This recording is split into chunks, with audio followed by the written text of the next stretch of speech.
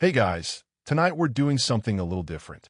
We're leaving the grand narratives of empires and battles far behind. Instead, we're going to focus on something much smaller, much more intimate, and arguably far more relatable to every single one of us, right here, right now, in the dark. We're talking about sleep, or more precisely, the thing your head sinks into at the end of a long day. The humble pillow, but we're not strolling down a memory foam aisle. Oh no. We're going way, way back to a time before plush and supportive were words you'd associate with bedtime. We're excavating the ancient, the bizarre, and the frankly horrifying materials that humanity, in its infinite and sometimes questionable creativity, decided were perfect to rest our weary skulls upon. You think you've had a bad night's sleep because of a lumpy pillow? Buckle up. You would not have survived a week in the past. There's a shallow depression carved into it, just enough to theoretically cradle the curve of your skull. But theory and practice, at 2 a.m., are universes apart. The chill seeps into your skin immediately. You try to find a sweet spot, but every micro-adjustment is just trading one point of pressure for another. This, archaeologists tell us, was the reality for many in ancient Mesopotamia and other early civilizations. The most famous examples come from Mesopotamia around 3000 BCE. These weren't just random rocks picked up from a riverbank. They were often meticulously carved from alabaster or limestone, sometimes inscribed with prayers or protective symbols. They had a distinct shape, a curved, almost crescent-like platform on tall, vertical supports. Think of a modern doorstop, but made of stone and designed for your head. The common historical belief is that these served a dual purpose. Yes, they elevated the head off the dusty ground, which had some practical hygiene benefits. But more importantly, they were status symbols. Owning one meant you had the resources to commission such a labor-intensive, non-essential item. It was the ancient equivalent of a high-thread count Egyptian cotton pillowcase. A public display of, I don't just collapse where I stand at sundown. But here's the weird, less-known fact. Some historians theorize these stone headrests weren't just for sleep. They might have played a role in protecting elaborate hairstyles. Imagine spending hours having your hair braided, oiled, and woven with beads or ribbons, a common practice among nobility. Lying flat would ruin it all. The elevated, hard surface of the stone headrest allowed you to sleep around your hairdo, preserving the art for another day. So you're not just uncomfortable, you're participating in primitive hair care. The trade-off? Waking up with a stiff neck, a cold ear, and the distinct feeling that maybe, just maybe, progress is a good thing. Historians still debate whether they were common nightly items or primarily ritual objects for the elite. But the evidence is there, in museums, silently judging our memory foam decadence. As you lie there, staring at the smoke-stained ceiling, listening to the scuttling of whatever shares your home, one thought dominates. Tomorrow, you're gathering some grass. Anything has to be better than this. But as we'll soon find out, the quest for comfort is a long, strange, and often itchy road. The memory of that cold stone is still pressed against your temple as you ponder your next move. Grass seems like a logical, merciful step forward. But before we get to anything resembling softness, we have to linger a little longer in the realm of the rigid. Because the stone headrest wasn't a bizarre one-off, it was part of a global tradition of using hard materials to separate the sacred, valuable head from the mundane, often dirty ground. And this tradition took on many forms, many of which make that carved Mesopotamian rock look almost ergonomic. So, you venture beyond your immediate area. Perhaps you're a trader, or a soldier, or just someone with weary feet and a curious mind. And you discover that in many cultures, from ancient China to parts of Africa and the Americas, the idea of a soft pillow was not just uncommon, but sometimes actively avoided.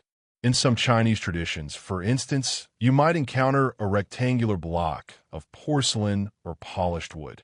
In other places, a simple, fired clay brick wrapped in a scrap of cloth was the standard issue.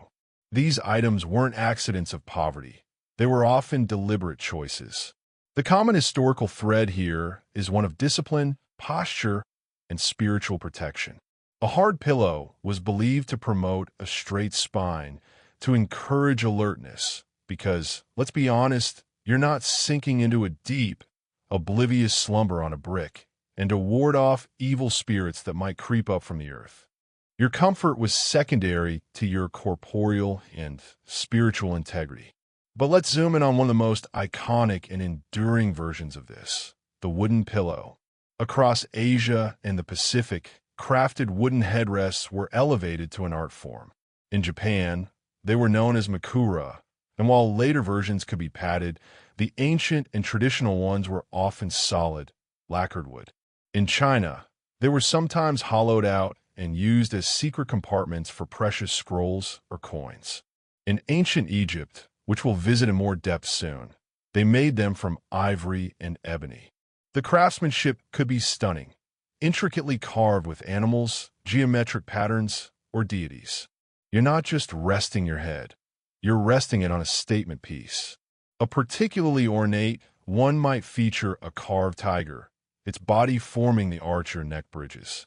You try to sleep, hyper-aware of the artisan's skill in every whisker digging into your scalp. It's like trying to nap on a museum exhibit. Here's the less-known, deeply human twist to this widespread practice. While the official reasons were all about status, health, and spirituality, there was a brutally practical one that often gets overlooked: vermin. Sleeping on the ground, on piles of straw, or on mats was an open invitation to every crawling, biting thing in the vicinity: scorpions, spiders, lice, fleas, rats. Elevating your head on a small, smooth, easily inspectable platform of wood, stone, or ceramic created a mode of safety. It was a primitive, first line of defense. You could dust it off, see if anything had taken up residence, and sleep with slightly less paranoia about something scuttling into your ear or mouth. So that beautiful, hard headrest, it wasn't just art. It was pest control, a tiny, personal castle keep for your most important body part. Historians still debate whether the popularity of hard pillows stemmed primarily from this practical concern or from more complex cultural and religious factors. The truth likely lies in a messy, human combination of all of the above. You try to look dignified, protect your soul, keep the scorpions out of your nose, and save your fancy hairdo. The hard pillow was a multi-tool of ancient sleep. As you run your hand over the smooth, cool surface of a wooden headrest you've just been shown, you have a moment of clarity. It's ingenious in its own unforgiving way. But as you imagine a lifetime of mornings greeted by a stiff neck and the imprint of a carved lotus flower on your cheek, the longing for something, anything, yielding returns stronger than ever. The grass is calling. But first, we must pay our respects to the masters of the rigid, the Egyptians, and their fascinatingly uncomfortable relationship with the afterlife. The thought of scorpions is a powerful motivator. That wooden block is starting to look almost reasonable. But before we flee to the uncertain promise of grass, our journey demands a stop in a land where the pillow wasn't just a household item.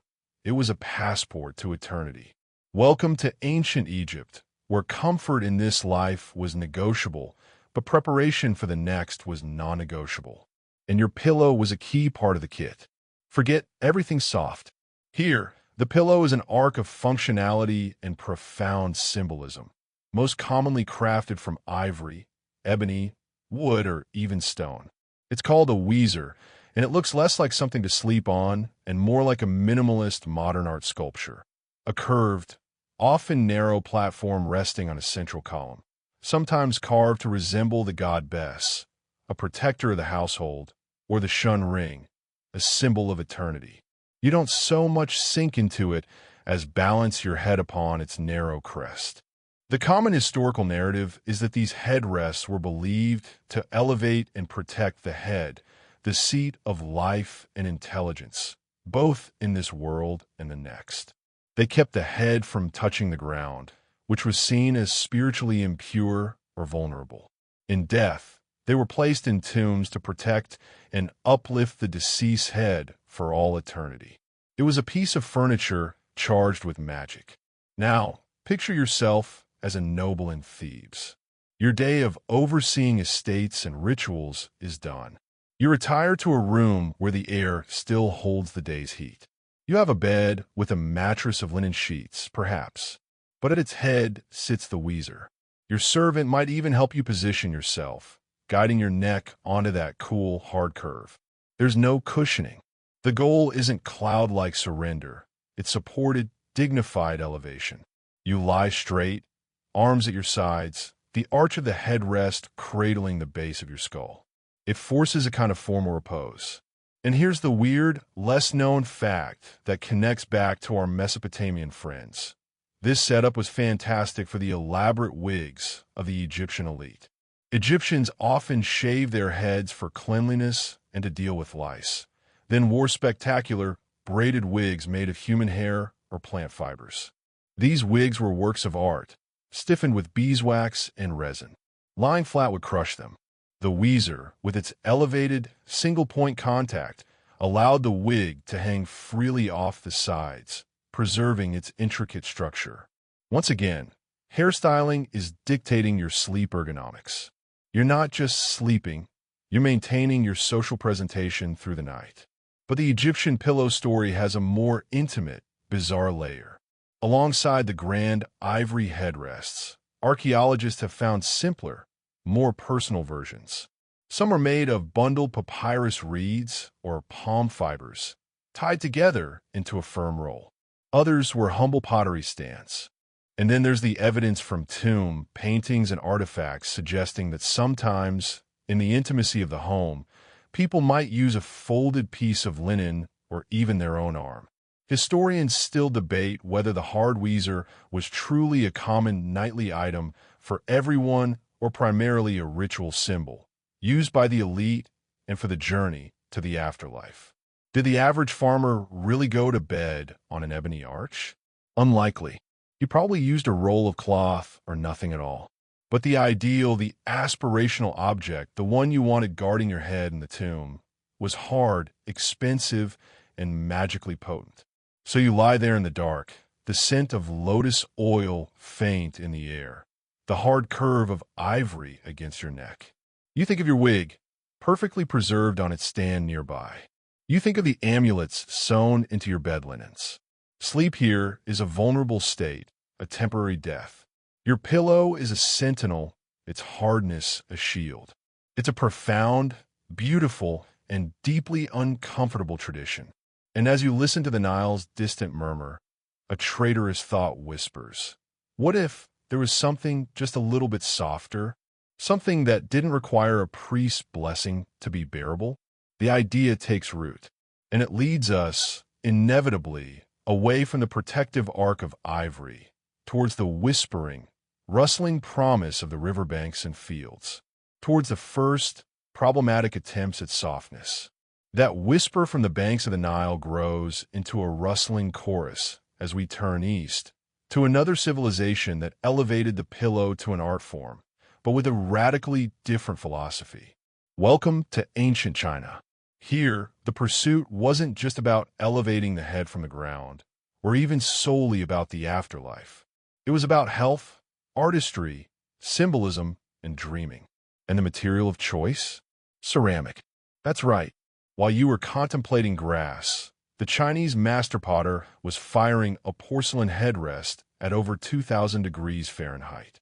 Forget the simple arched Chinese ceramic pillows, known as Xijin, are miniature landscapes, sculptures, and canvases. They emerged during the Tang Dynasty and reached their peak in the Song and Ming eras. They come in vibrant glazes, jade green, creamy white, chestnut brown. Their shapes are breathtakingly creative. They could be rectangular blocks, curved like a silver ingot, or fashioned into the forms of lions, tigers, mythical qilin, reclining children, or even lush garden scenes with peonies and clouds molded in relief. You're not just going to sleep. You're resting your head on a narrative. The common historical perspective is that these pillows were believed to have cooling properties in the sweltering summer heat. The ceramic, especially when unglazed on the sleeping surface, felt cool to the touch. They were also thought to promote alertness and intelligence, that hard surface again, and, most poetically, to influence and even induce auspicious dreams. Now, picture yourself in a scholar's studio during the Tang Dynasty. The day's writing and painting are done. The air is thick and humid. You approach your bed, and there lies your pillow, a majestic celadon-glazed piece shaped like a crouching tiger, its mouth agape in a silent roar, its back forming the gently curved sleeping surface. You lie down, the cool, smooth porcelain a shock against your cheek. It's unforgiving, but the coolness is a relief. You're supposed to be inspired by it, to absorb the tiger's strength or the lotus flower's purity as you drift off. These pillows weren't hidden in bedrooms. They were displayed proudly, markers of taste and wealth. And here's the less known, slightly morbid twist. Some of the most exquisite ceramic pillows weren't for the living at all. They were funerary objects, mingqi, buried with the dead to provide comfort and artistic expression in the afterlife. So the stunning tiger pillow in a museum case might never have cradled a living head. It was made specifically for eternity. But the symbolism runs deeper. The decorations weren't random. A pair of mandarin ducks promised marital harmony. Peonies signified wealth and honor. Lions offered protection. Children symbolized the desire for a large family. Some pillows were even inscribed with poems or phrases wishing the sleeper sweet dreams or long life. You were literally sleeping on your hopes and prayers. Historians still debate whether these porcelain pillows were actually used regularly for nightly sleep, given their remarkable firmness. It's likely they had seasonal use, the cool ceramic for summer, with a soft cloth cover possibly added, or a switch to a wooden or padded pillow in winter. For the ultra-wealthy, they might have been more decorative statement piece than daily driver. So you lie there, your head on the cool back of a porcelain beast. The symbolism is rich, the craftsmanship unparalleled. But after an hour, the romance fades. Your jaw is clenched from the unyielding surface. Your ear is going numb. The intricate dragon carving is now just a painful lump digging into your temple. The beautiful, cool glaze is just cold. The poetic idea of dreaming of tigers feels distant, replaced by the very real dream of a mild headache tomorrow. The Chinese ceramic pillow represents perhaps the highest aesthetic achievement in the history of uncomfortable sleep. It's a testament to human creativity, to our ability to make something breathtakingly beautiful for every aspect of life, even rest, and yet completely miss the point of what rest actually requires. It turns the pillow from furniture into philosophy. And as profound as that philosophy is, your aching neck is now screaming for a compromise. Surely, somewhere, someone figured out that softness might be worth a try. That thought pulls us away from the kills and the scholar studios, down to the riverbanks and meadows, to the first humble and deeply problematic experiments with giving in. The allure of the cool, ceramic tiger fades, replaced by a single, primal craving: give. Your neck, your skull, your very soul aches for something that yields. And so, humanity, in its relentless pragmatism, finally looked away from the quarry and the kiln and turned to the fields.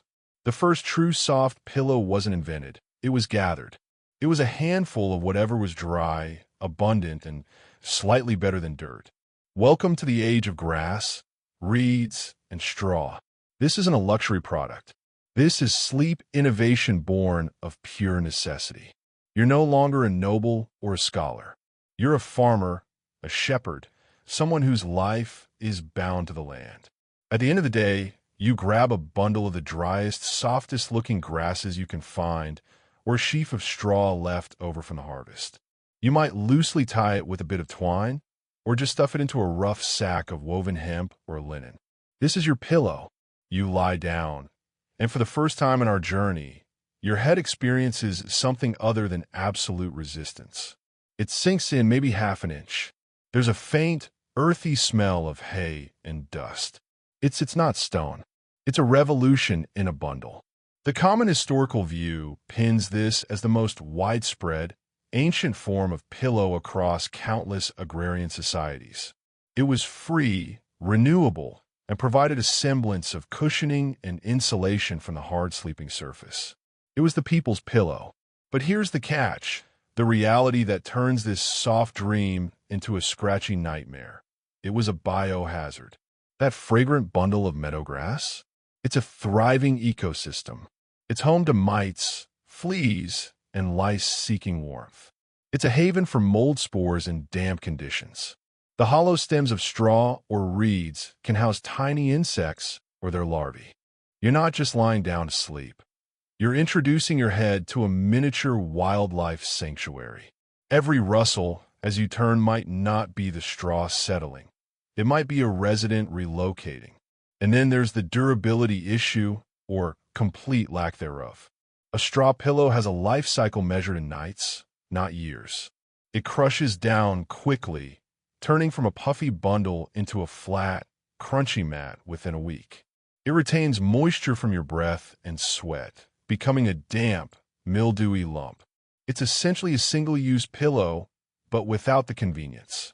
You'd be constantly fluffing it, replacing it, shaking it out in the morning in a cloud of dust and potential allergens.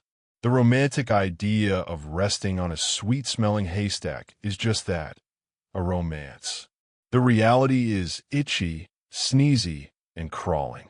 But here's the weird, less-known fact. This humble, problematic technology had a profound and lasting impact. The practice of stuffing a cloth casing with soft, available plant material is the direct, millennia-old ancestor of every stuffed pillow and mattress to come. The principle was discovered right here. Containment plus soft filling equals cushion. They had the formula. They just hadn't found the right ingredients yet. And in some cultures, they got specific with their botanicals. Certain grasses or herbs were chosen not just for bulk, but for their mild scent or supposed insect-repelling properties. You might stuff your pillow with lavender, wormwood, or mint, hoping to deter moths and fleas while you slept, a primitive form of aromatherapy pest control. Historians still debate whether grass/straw pillows were truly as widespread as we imagine, or whether many people simply used a bundle of clothes, a log, or even their own arm. The evidence is ephemeral. It rots. But the logic is sound. It was the first, fumbling step on the path to true comfort. As you lie there, a piece of straw poking through the coarse sack and tickling your ear, you feel a mite crawl across your forehead. You swat it away, sighing. The softness was a blessing. The inhabitants are a curse. The quest continues. If dry plants are a bug-ridden dead end, perhaps the answer lies with the animals. Surely, a pelt, a hide, something that once was living and warm, would offer a better, safer kind of softness. It's a logical, enticing, and, as we're about to discover, particularly pungent thought. That phantom itch from the straw lingers as you cast a hopeful gaze toward the animals in your care or the trophies from the hunt. The logic seems impeccable. If grass is too alive with unwanted guests, why not use the material that already serves as a protective coat? Surely, the soft fur of a rabbit or the dense pelt of a sheep would be the ultimate upgrade. It's warm, it's plush, it's a symbol of resourcefulness and skill. So, you take a hide, perhaps not even fully tanned, just scraped and dried, and you fold it or stuff it with a bit of leftover wool or down, creating a pillow that promises the embrace of the wild.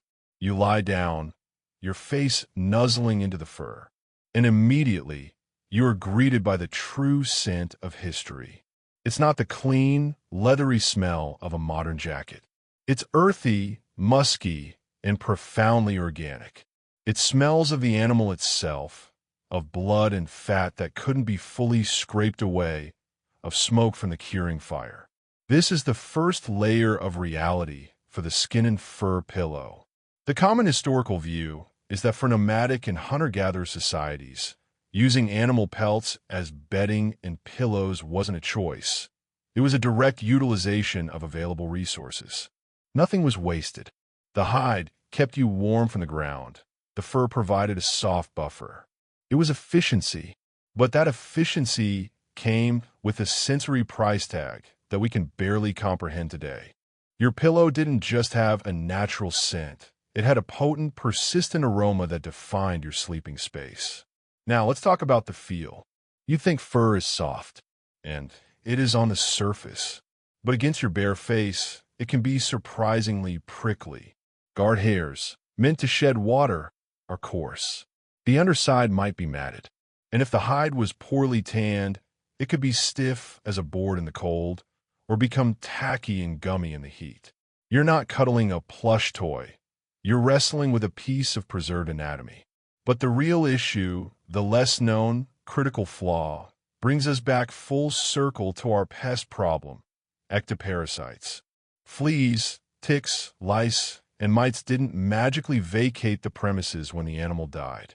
In fact, a hide pillow, especially one kept warm by your head night after night, was a five-star resort for these creatures. The dense fur provided perfect hiding and breeding grounds.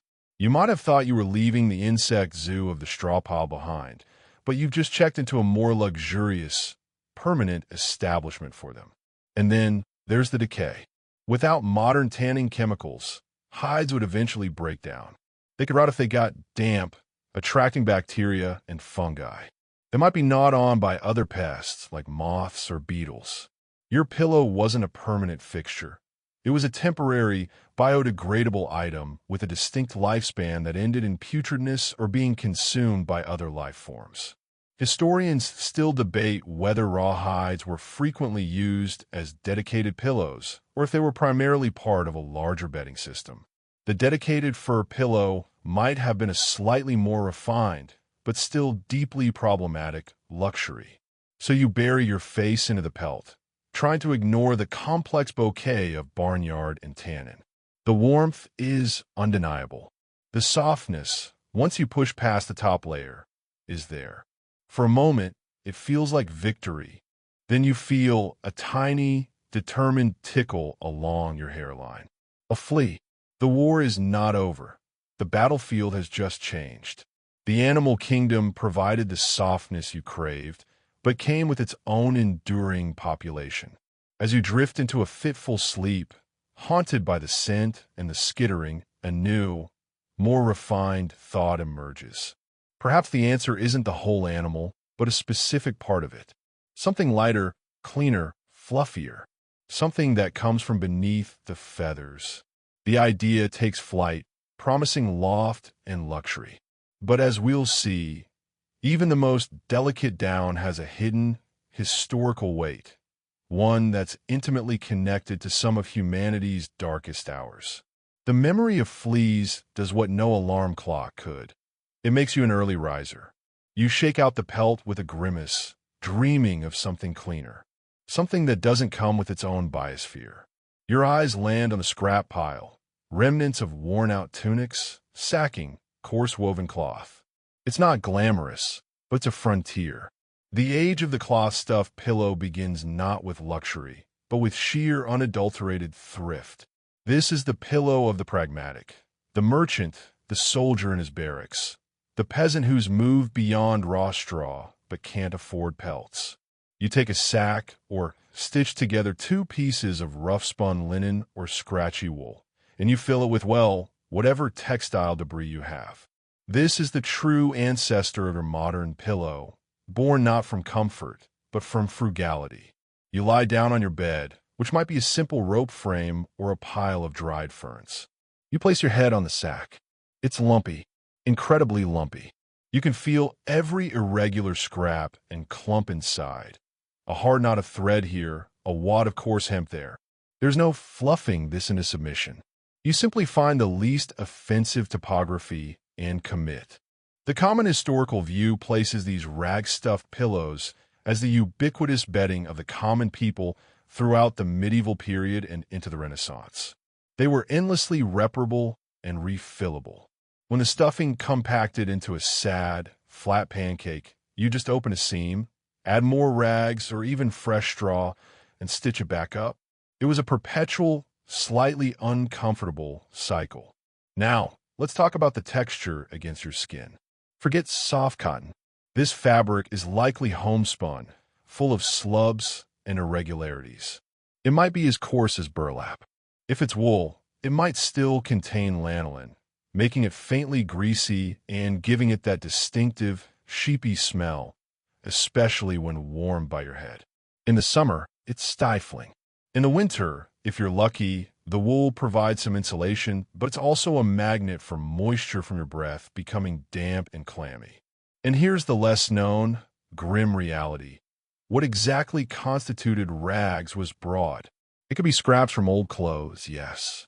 But it could also be waste from textile production, the shortest, roughest fibers, known as tow.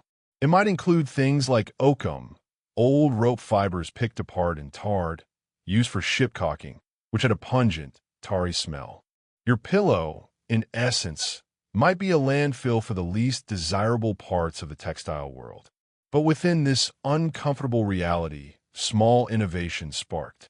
Someone, somewhere, had a little more means and a little more desire for refinement.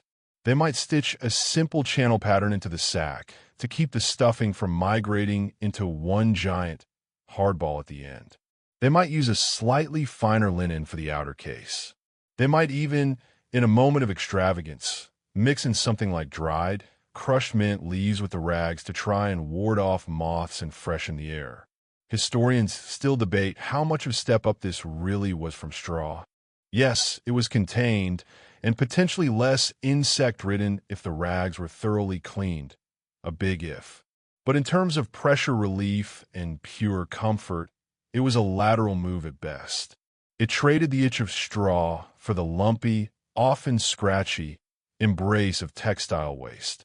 So you settle onto your lumpy rag bag, the coarse weave imprinting a faint crosshatch pattern on your cheek. You're not being bitten, which is progress. You're not smelling a wet sheep, which is a relief. But you're profoundly aware that you're sleeping on garbage. Literal, physical garbage. It's the recycling ethic of the pre-industrial age, applied directly to your face. It does the job, but without an ounce of joy. As you stare into the dark, feeling a particularly firm wad of cloth digging into your temple, a luxurious fantasy forms. You've heard tales, whispers really, of the ultimate softness, not from plants or hides or rags, but from air itself, trapped beneath feathers.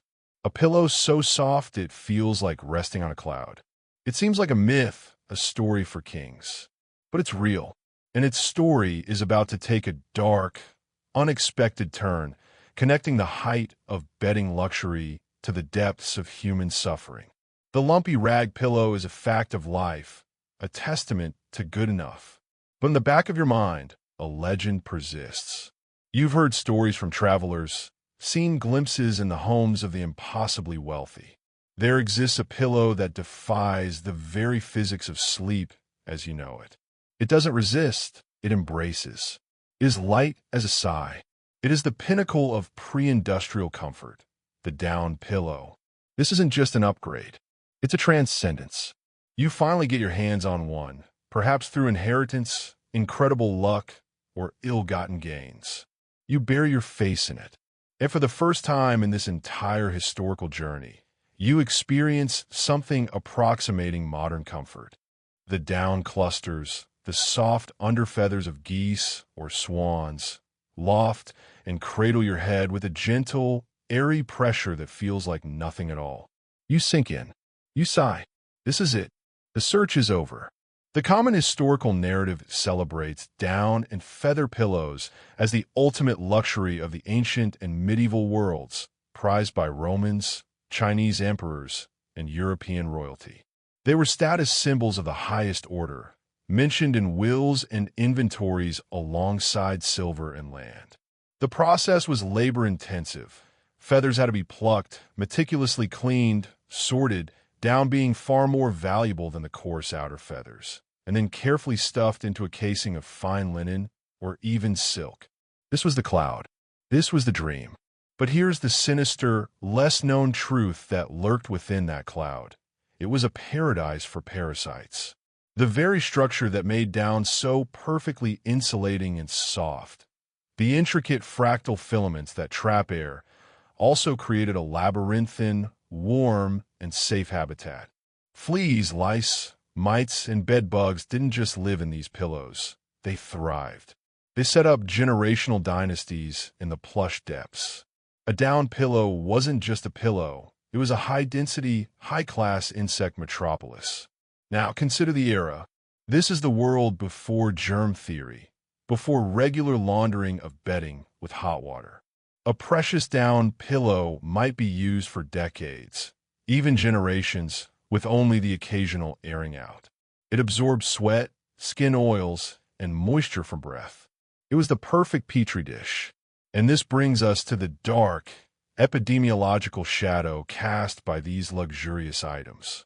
While direct, single-cause historical claims are tricky, some historians and epidemiologists have theorized that luxury bedding, including down-filled mattresses and pillows, may have played a supporting role in the spread of pestilence, particularly the Black Death in the 14th century. How? The primary vectors for the bubonic plague were fleas carried by rats. But human parasitizing fleas and body lice, which lived in the seams of clothing and the depths of bedding, could transmit other deadly diseases like typhus. A warm, seldom cleaned down pillow in a crowded, medieval household was a stable reservoir for these disease-carrying insects. The luxury item, ironically, could become a delivery system for death. Historians still debate vehemently about the degree of this connection, and it's crucial not to oversimplify the complex causes of pandemics. But the material link is stark. The pursuit of ultimate softness created an ideal ecological niche for the very creatures that could undermine human health on a massive scale. Your face is in heaven, but your pillow is a nursery for potential catastrophe. It's the ultimate historical trade-off, comfort versus contagion. So you lie there, ensconced in downy bliss, the struggles of stone, straw, and rags a distant memory. For a few glorious moments, it's perfection. Then, a faint, familiar itch on your scalp. A tiny, dark speck scurries across the pristine linen casing. The illusion shatters. The cloud has fleas. The pinnacle of sleep technology is compromised. The victory feels hollow, and a new kind of weariness sets in. One born of the realization that perhaps every solution breeds its own new problem. As this uncomfortable truth settles, your mind, seeking escape, drifts away from the feather-filled chambers of the wealthy towards the coasts, to the smell of salt air and the whisper of a different, stranger kind of stuffing, one that comes not from the land or the air, but from the sea itself. The phantom itch from the down pillow lingers, a psychological scar. You crave softness without the six-legged tenants. Your travels, or perhaps your fate as a coastal dweller, bring you to a new frontier of pillow innovation, the shoreline. Here, the abundance isn't in grass or feathers, but in the strange, rubbery, sun-bleached vegetation washed up by the tide. You enter an era of maritime makeshift, the seaweed pillow. Imagine the process. You gather great armfuls of kelp or bladderwrack. They're long, leathery fronds, slick and cool. You spread them on rocks to dry for days, maybe weeks. They shrink, harden, and turn a brittle, dark brown. You then stuff these desiccated strips into a sack, likely made of old sailcloth or netting. You have created your pillow. You lie down, and your head meets a surface that is crunchy. It crackles and rustles with every minute movement, a sound like walking on autumn leaves magnified inside your own ear. The common historical view places these seaweed-stuffed mattresses and pillows in coastal communities from the British Isles to East Asia, where timber and soft textiles were scarce, but the ocean provided. It was a resourceful use of a free, abundant material. It was insulation from the damp ground and, supposedly, somewhat resilient to the mites and fleas that plagued terrestrial stuffings. But let's explore the reality. First, the smell. Even dried, seaweed retains a potent, briny, iodine-rich scent. It smells of low tide, of fish markets, of the deep. Your sleeping area now carries the permanent aroma of the beach on a hot day. For some, maybe it was a comforting, familiar smell. For anyone else, it's like sleeping in a fisherman's boot. Then, there's the texture. It's not soft. It's a mass of crunchy, crumpled strands. It might mold roughly to your head, but it's full of hard points and edges. It's like resting on a bag of salted potato chips. And here's the less known, slightly alarming issue. Hitchhikers. Drying seaweed doesn't necessarily kill everything living in it. Tiny crustaceans like sandhoppers, small mollusks, or their eggs could remain dormant in the fronds. As your body warmth and moisture permeate the sac over the nights, you might inadvertently be rehydrating a tiny marine ecosystem. The rustling you hear at 2 a.m. might not just be the seaweed settling. It might be a resurrection. Furthermore, seaweed is hygroscopic. It absorbs moisture from the air. In the damp climate of a coastal village, your pillow could become a damp, clammy weight by morning, potentially sprouting new mold. It was a pillow with a wildly variable personality, crisp and salty one night, damp and faintly rotting the next. Its lifespan was unpredictable, a race between it turning to dust or becoming a fungal colony. Historians still debate how widespread this practice truly was, as evidence naturally decomposes. It was likely a poverty-driven, last resort option for many, but one that showcased profound human adaptability. In some cultures, specific types of seaweed were chosen for their perceived properties. Eelgrass, for instance, was prized for its long, resilient strands. It was the ultimate in local sourcing. You weren't just sleeping on a pillow, you were sleeping on the landscape itself, quite literally. So you rest your head on the crinkling, salty sack. The marine smell is overwhelming, a constant reminder of the sea's presence. The sound is ceaseless. Every turn of your head is a private symphony of snaps and crunches. For a moment, you marvel at the ingenuity, turning the ocean's debris into a bed. But as a particularly sharp piece of dried stem pokes through the fabric and jabs your earlobe, the romance of the seafarer's life fades. This isn't comfort, it's acoustically active survival. The search for a quiet, dry, odorless, and creature-free softness feels more impossible than ever. And in that frustration, a new, more deliberate thought takes root. If nature's offerings are all flawed, itchy, smelly, noisy, or infested, perhaps the answer isn't in the raw material, but in its manipulation. Perhaps the secret lies not in what you stuff, but in what you add to it. The idea of a pillow that doesn't just cradle, but medicates. The journey is about to take a soporific and potentially dangerous turn. The crunch of seaweed echoes in your memory, a sound you'd trade for almost anything. As the quest for physical comfort seems fraught with compromise, humanity pivots brilliantly to a different kind of solution.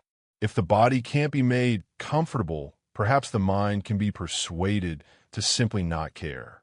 Welcome to the era of the medicinal, magical, and psychotropic pillow. This isn't about loft or softness.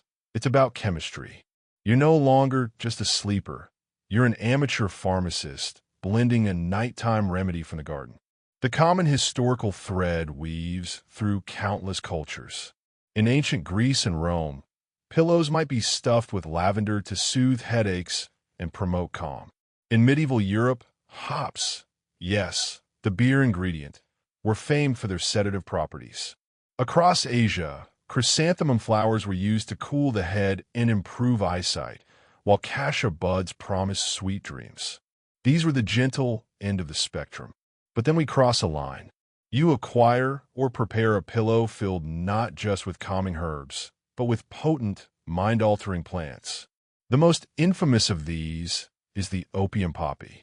Dried pods, seeds, and straw from the papaver somniferum plant could be sewn into a pillow, creating a slow-release vapor of opiates inhaled through the night. This wasn't mere folklore. It was a documented practice for inducing sleep and treating pain.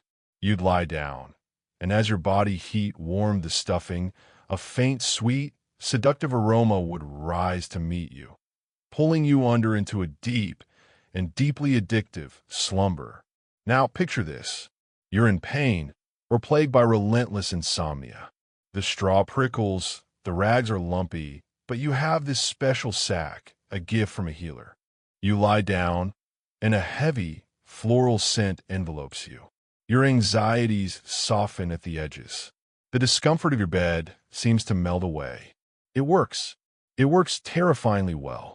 But here's the less known, dark reality of these dream pillows. The line between medicine and poison was invisible. A pillow stuffed with certain leaves or flowers could cause severe allergic reactions, contact dermatitis, or respiratory issues over time. Plants like henbane, belladonna, or mandrake, all used in various sleep potions, are highly toxic. Inhaling their particles or absorbing their alkaloids through the skin could lead to hallucinations, fever, racing heartbeats, or worse. Your cure for insomnia might become the last thing you ever dream of. And then there's the placebo effect, woven with genuine danger. Many herbal pillows likely worked because people believed they would. The ritual of preparing the herbs, the specific knowledge passed down, the scent association, all powerful sleep aids in their own right. But belief can't neutralize alkaloids. Historians still debate fiercely about how common these truly potent psychoactive pillows were. Were they everyday items or the tools of shamans, healers, and the desperately ill? Evidence is scant as the organic material decays, but literary and folkloric references are plentiful. They speak to a universal, desperate desire to command sleep, to wrestle control of the night by any means necessary. So you rest your head on a sack of dried poppy straw. The pain fades. The world blurs. For the first time, you achieve a profound, untroubled sleep. It feels like a miracle, but you wake groggy, with a dry mouth and a craving for that scent again. The pillow has solved one problem by creating a deeper, more insidious one. The pursuit of sleep has led you into a botanical bargain with your own well-being. It's a stark reminder that for most of history, comfort and safety were rarely bedfellows. As the fog of the herbal haze clears, a more unsettling thought arises. What if the power of the pillow wasn't just in chemistry, but in something more intangible? What if the stuffing itself held a different kind of potency, not to heal the body, but to protect the soul or to cast a spell? The boundary between the bedroom and the altar is about to dissolve. The herbal fog lingers in your mind, a sweet, heavy reminder of sleep's elusive price. But what if the night's dangers weren't just physical or psychological, but spiritual? As your eyelids grow heavy, the shadows in the corner of your dwelling seem to deepen, and the world beyond the firelight feels watchful, hostile. Your pillow, your closest companion in vulnerability, becomes your first line of supernatural defense. We now enter the realm where bedding borders on the altar, the talismanic or ritual pillow. This isn't about comfort or even medicine. It's about power, protection, and connection to forces unseen. The common historical thread here is global and profound. In countless cultures, what you rested your head upon was charged with meaning far beyond support. In ancient Egypt, we've seen the weezer guarding the head for the afterlife. But elsewhere, the stuffing itself became magical. Among some Celtic and Germanic tribes, pillows might be stuffed with hair, often the hair of the sleeper or a loved one. This wasn't merely thrifty. It was believed to maintain a psychic or spiritual link, to offer protection through a part of the self. In other traditions, the feathers of specific birds, alls for wisdom, eagles for strength, were chosen not for loft, but for their symbolic attributes, which you hoped to absorb as you slept. Your pillow was a battery you charged with intention. Now, consider a more intense scenario. You live in a world where spirits of the dead, mischievous fae, or straight-up demons are considered very real threats to the vulnerable sleeper. You prepare a pillow stuffed with specific, powerful materials. Perhaps it's filled with grave goods, earth from a sacred site, tiny bones of protective animals, like weasels or hares, or scraps of parchment inscribed with prayers or runes. In some folk magic traditions, stuffing a pillow with garlic, rowan twigs, or vervain was meant to repel vampires, witches, or evil spirits. You're not just going to sleep, you're fortifying your position. The less known, deeply personal aspect of this practice was the mourning pillow. After a death, a surviving spouse or child might sleep on a pillow stuffed with the clothes or even the hair of the deceased. It was a tangible, nightly connection to the departed, a way to keep their presence close in the liminal space of dreams. It was comfort born of profound grief and love. But here's the eerie, logistical reality. A pillow stuffed with bones, even tiny ones, is lumpy. A pillow filled with earth is damp, heavy, and cold. A pillow containing sacred herbs and written charms would crinkle and crackle, its scent overpowering. The physical experience of these magical pillows was likely deeply uncomfortable. Yet, the psychological comfort they provided, the belief that you were safe from unseen terrors or still connected to a lost loved one, outweighed any physical hardship. The trade-off was absolute: bodily comfort for spiritual security. Historians still debate about how to interpret these artifacts. Is a pillow found with animal bones inside a shaman's ritual object, or simply the result of using whatever stuffing was available? The line between pragmatic recycling and sacred intention is blurry. But the prevalence of these beliefs in folklore, burial practices, and protective charms suggests that for many, the pillow was a deeply sacred domestic object. It was the guardian of the threshold between waking and dreaming, between this world and the next. So you lie down, your head resting on a small sack of earth from your ancestral land and a lock of your child's hair. It's hard. It smells of soil and memory. But as you close your eyes, you don't fear the shadows. Your pillow is a covenant, a prayer in cloth form. The discomfort is part of the ritual, a sacrifice for safety. And in that strange peace, a new yearning emerges, not for magic, but for simplicity, for a softness that is just soft, a comfort that is purely physical, reliable, and clean. A material so perfect it needs no spells, no poison, no protective charms. A material that could, perhaps, finally democratize a good night's sleep. That material had been growing in fields for millennia, but its journey from plant to pillow was a revolution waiting to happen. The age of cotton is on the horizon, but its path to your head is anything but soft. The weight of sacred earth still feels heavy in your memory, a solemn contrast to what comes next. The search now turns away from the symbolic and back to the profoundly practical, to a plant that would eventually democratize softness, but whose early story is written in calluses and patience. We arrive at the dawn of the cotton pillow, not the fluffy, pre-packaged cloud you know, but its raw, labor-intensive ancestor. You're standing in a sun-baked field, looking at a bowl that seems to promise everything: lightness, loft, soft fibers. The promise is true, but the price for centuries was staggering human toil. The common historical narrative marks cotton's use in bedding across ancient India, the Americas, and later the Islamic world, long before it conquered Europe. But when we say cotton pillow in, say, 12th century India or pre-Columbian Peru, we're not talking about a product you simply bought. You were involved in every agonizing step. First, the cotton bolls had to be handpicked. Then came the ginning, the separation of the precious fluffy fibers from the tenacious seeds. This was done entirely by hand, for hours, to get enough fiber for a single pillow. Your fingers would be raw, pierced by the sharp bract of the bowl. The fibers, called lint, were then carded, brushed between spike paddles to align them, before being gently layered and stuffed into a casing. The result? A pillow that was genuinely soft, breathable, and relatively hypoallergenic compared to straw, fur, or old rags. It was a revelation in pure, physical comfort. Now, let's feel that early cotton pillow. It's softer than anything you've encountered so far, but it's not uniform. Without modern machinery, the stuffing could be uneven, with some clumps carded better than others. It would flatten more quickly than down, requiring regular plumping. But its greatest virtue was also its greatest historical burden.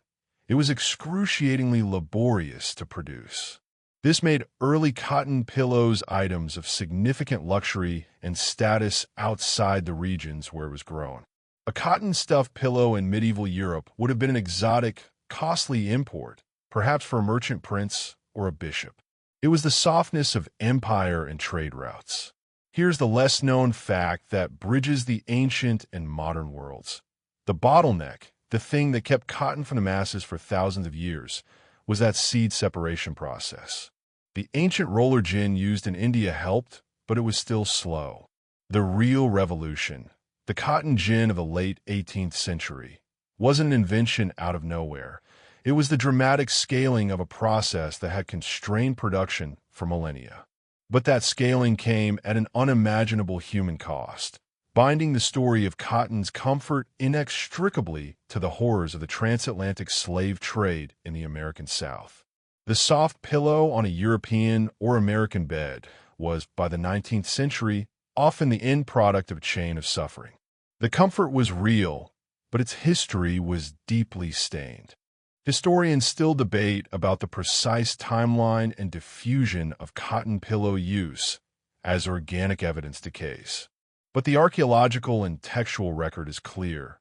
Where cotton could be grown and processed, it became the prized stuffing for those who could afford it, prized for its softness, washability, and coolness. It represented a turning point where the goal of bedding shifted definitively from protection and status towards a dedicated pursuit of bodily ease. It was the first truly modern bedding material, waiting for the modern world to mass produce it. So you finally sink your head onto a hand-stuffed cotton pillow.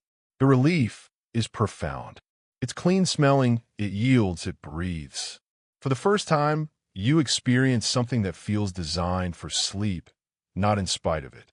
But as you drift off, your mind might wander to the sore fingers that picked and ginned, to the vast distances the fibers traveled, to the immense value packed into this simple sack. This softness is still rare, still expensive. It's a glimpse of a future where everyone might have this, a future that seems impossible from your lowly bed. But that future is closer than you think. A storm is brewing on the horizon, not of war, but of spinning jennies, water frames, and steam engines. The world is about to be turned upside down, and the pillow is going to be flattened, standardized, and produced by the millions. The industrial age is coming, and it's bringing a pillow for every head. That hand-stuffed cotton pillow is the calm before the storm. A single, precious island of softness in a world where most still make do with lumps and itches. But a sound is growing in the distance, a sound that will change everything. The rhythmic, deafening clatter of the loom and the relentless hiss of the steam engine. The Industrial Revolution isn't just about trains and factories. It's about the fundamental re-engineering of everyday life, down to the very thing you rest your head upon. The age of the artisan pillow is over. The age of the mass-produced, affordable, cotton-stuffed pillow has begun. The common historical view rightly frames this as a democratization of comfort. With the invention of the cotton gin making fiber plentiful and the mechanization of spinning and weaving making cloth cheap, the components for a pillow became commodities. Factories could now spin uniform yarn, weave consistent ticking, the pillow casing fabric, and stuffed pillows with machine gin cotton at an unprecedented rate. For the first time in human history, a decently soft, clean, and durable pillow was within financial reach of the emerging middle and even working classes. It was a quiet, domestic revolution. You could now buy a pillow rather than make one from scraps. The bed, and by extension sleep, began to standardize. Now, imagine walking into a newly established department store or general store in the late 19th century. There on a shelf are pillows, not one precious heirloom, but a stack of them, identical, wrapped in crisp, striped or plain ticking. You buy one, bring it home, and it's a marvel of uniformity. The cotton inside is evenly distributed, the casing strong and tightly woven to prevent leaks. It's a tool for sleep produced with mechanical efficiency. But here's the less known, subtle trade-off of this new abundance: the loss of individuality and the birth of the average. Your pillow was no longer tailored to your specific preferences, your neck, your habits. It was designed for a hypothetical average sleeper. It was also often aggressively firm by today's standards. The machine stuffing process packed the cotton tightly. That plump look was a selling point, even if it felt like resting your head on a lightly padded board. Furthermore, this new industrial comfort had a dark underbelly. The cotton that stuffed these pillows, especially in Europe and America, was often grown and harvested under oppressive conditions, from the slave plantations of the American South to the colonized fields of India and Egypt. The cheap pillow on a London clerk's bed was a direct product of imperial supply chains and exploited labor. The comfort was widespread, but its cost was merely displaced, hidden in the global economic machine. The industrial pillow connected the sleeper to a vast, often brutal, network they would never see. Historians still debate about whether this industrialization actually improved sleep quality in the short term, given the often overly firm and non-breathable nature of early mass-produced pillows compared to a perfectly hand-carved one. But there's no debate about its social impact. It made a certain standard of bedding and expectation, not a luxury. It created a new norm, that everyone deserved a soft place to lay their head. This was a profound psychological shift. Sleep was becoming a right of the modern citizen. So you place your new, store-bought cotton pillow on your iron-frame bed. It smells of factory starch and new cloth. It's stiff, but it's yours, and it didn't take a month of labor to make. You have entered the era of standardized rest. The quest for comfort, it seems, has reached its logical conclusion. But human ingenuity is never satisfied. As the 20th century dawns, a new question arises. If machines can give us uniform softness, what about customized support? What about materials that don't flatten, that spring back, that are born not from a field but from a chemical lab? The pillow is about to stop being a mere sack of fluff and start becoming an engineered object of ergonomic science. The age of synthetics and specialization is knocking. The firm, dependable cotton pillow is now a fixture of your life, a symbol of achieved, standardized comfort. But the 20th century doesn't do standardized for long. It's an age of relentless innovation, of turning warfare into domesticity. And so, the pillow undergoes its final, radical metamorphosis. We leave the world of natural stuffings behind and step into the laboratory. The quest is no longer for softness alone, but for support for hygiene, for allergy-free sleep. The pillow becomes a product of engineering. It begins subtly, with a material that feels familiar yet strange.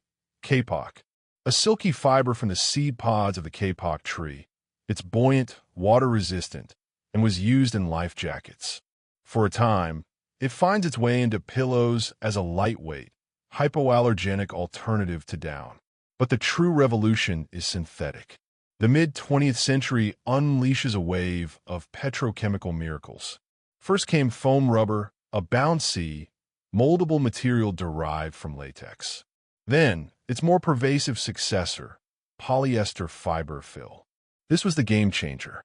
Here was a stuffing that was cheap, non-allergenic, machine washable, and held its shape. It could be engineered to be soft, firm, or anywhere in between. For the first time, you could buy a pillow that promised not to flatten into a pancake. The common historical view celebrates this as the ultimate liberation, a clean, consistent, democratic pillow, free from the dust, mites, and historical baggage of its predecessors. Now, walk into a department store in the 1970s or 80s. The pillow aisle is no longer a shelf. It's a wall. There are pillows for side sleepers, for back sleepers. There are contoured pillows for neck support, cooling gel pillows, anti-snore pillows. The pillow has been medically instrumented. You're not just buying padding. You're purchasing a sleep solution. The physical experience is novel. A memory foam pillow, a technology trickled down from NASA's airplane seat research, feels alien at first. It yields slowly, molding to your head with a sinking sensation, then holding its shape. Its support as an act of precision. But here's the less-known, ironic twist in this tale of progress: the sensory sanitization. The polyester pillow has no smell, no sound, no personality. It's inert. You've eliminated the risk of fleas, but you've also erased the faint, earthy scent of straw, the crisp rustle of hay, the complex biography of a hand-stuffed sack. The history has been vacuum-sealed out of it. Sleep has become aseptic. Furthermore, this engineered comfort creates its own new anxieties. Is your pillow supportive enough? Are you using the right one for your sleep posture? The very abundance of choice can turn rest into a performance to be optimized. The ancient worry was, will this kill me? The modern worry is this giving me optimal cervical alignment? Historians still debate about what we've lost in this transition from the idiosyncratic, often uncomfortable pillow of history to the clinically perfect one of today. We gained control, hygiene, and customization, but we severed a tangible, if fraught, connection to the natural world and the artisan's hand. So you lie down on your ergonomic memory foam contour pillow. It cradles your neck with unsettling perfection. The room is silent, but for the hum of the air purifier. It is the pinnacle of thousands of years of innovation. You are supported, dust mite free, and scientifically aligned. And yet, in this flawless silence, a strange nostalgia might whisper. Not for the pain or the pests, but for the texture of a story. For the sense that your pillow, like you, had a past. That it came from somewhere, made by someone, chosen for a reason beyond a barcode. As sleep finally pulls you under, the journey doesn't end with a solution, but with a quiet realization about the nature of comfort itself. It was never just about the stuffing. It was always about the story we told ourselves as we closed our eyes. And that story is what we must finally, gently release. Here we are. After crossing deserts of stone, forests of wood, fields of straw, and oceans of synthetic fiber, we arrive at the soft, quiet harbor of your own bed. The journey hasn't been linear. It's been a spiral, winding through human fear, ingenuity, status, and longing, always circling back to that most basic need, to lay down a weary head in peace. The modern pillow on which you rest is a palimpsest, a layered document where every era has left its faint imprint. The Egyptians' concern for spiritual elevation is echoed in our contoured neck support. The Romans' desire for lavender-scented luxury lives on in our linen sprays. The medieval peasant's lumpy ragsack finds its air in the bargain bin polyfill pillow.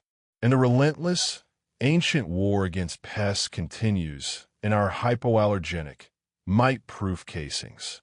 Your pillow is a museum of solved problems, many of which you never knew you had. The common historical narrative would end here with a triumphant note on progress. And it is triumphant. You are, by the brutal standards of history, sleeping in unimaginable safety and comfort. No scorpions lurk in the stuffing. No stone chills your cheek. No addictive poppy vapors cloud your dreams. You have one.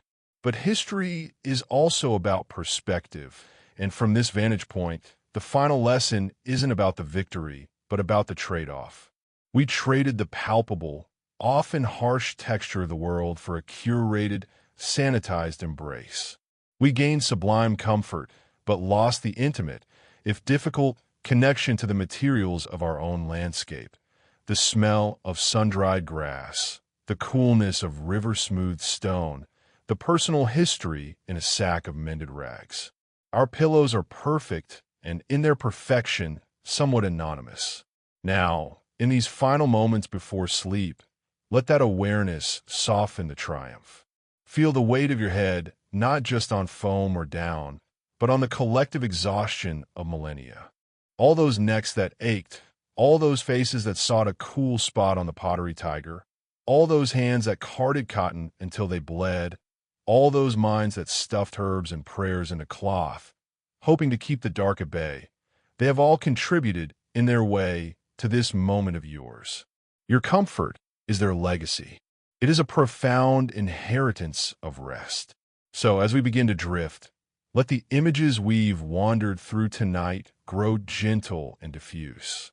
See the stone headrest not as an instrument of torture, but as a solemn, carved moon in a dark room. See the bundle of straw not as an insect hostile, but as a golden, fragrant harvest brought indoors. See the porcelain tiger not as a cold plinth, but as a guardian whose fierce beauty was believed to ward off nightmares. Let them all blur into a soft, silent parade of human effort, fading into the warm dark behind your eyelids. You are safe. You are supported. The long, strange search is over, right here in the gentle hollow your head has made. There is nothing more to solve, nothing more to invent for tonight. The only task left is to surrender, to let go of the history, the comparisons, the very weight of your own thoughts. Feel your breath grow slow and deep, matching the gentle rhythm we've held all along. Let the quiet of your room become the quiet of all those ancient chambers, now still. Let your modern, miraculous pillow feel simply like the earth, finally, kindly giving way. The story of the pillow is, in its essence, the story of seeking a small, personal peace in a vast and unpredictable world. Every stitch, every carve, every gathered handful was a vote for that peace. Tonight, your peace is won. There is no enemy at the gate, no pest in the fur, no spirit in the shadow. There is only this breath, and the next, and the deep, welcoming quiet between them. Let the darkness behind your eyes grow soft and deep like the finest, oldest down. Let your thoughts unspool like threads from a worn and comforting cloth until they're just fleeting, weightless things passing through and then gone. Your head is held. Your rest is earned. The entire, weary, ingenious human parade has led to this. One person, in the dark, finally able to let go. So let go now. Let the silence settle around you like the most delicate, woven linen.